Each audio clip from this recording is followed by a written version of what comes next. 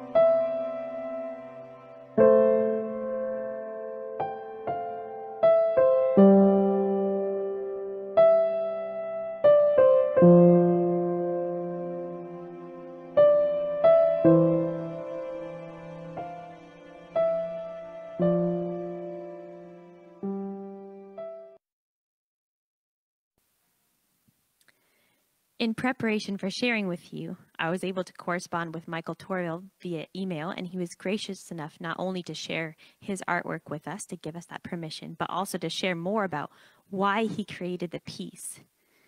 And he said, "I believe it is one of the most important and inspiring resurrection scenes in the Gospels.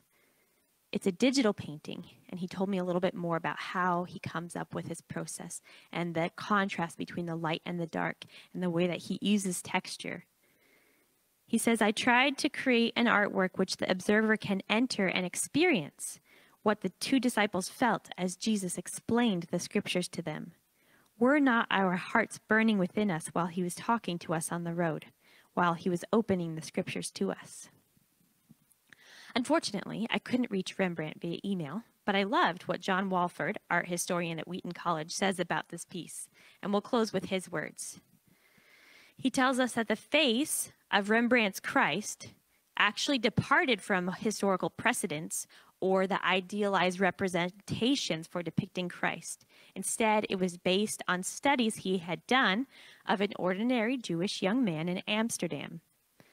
Surely Rembrandt was doing more than just identifying Christ with his Jewish parentage, but rather emphasizing the reality recorded in the Gospels that even his own brothers did not recognize him as the Son of God, nor does his appearance compel others to believe.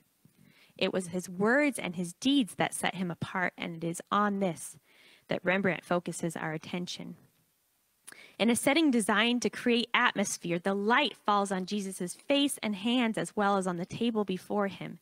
He looks up toward heaven, he breaks bread, and he speaks. Rembrandt surely counts on his viewers' knowledge of the Bible, sufficient to suggest what came into the disciples' minds. Again, didn't our hearts burn within us while he opened the scriptures to us? And we too are left to marvel.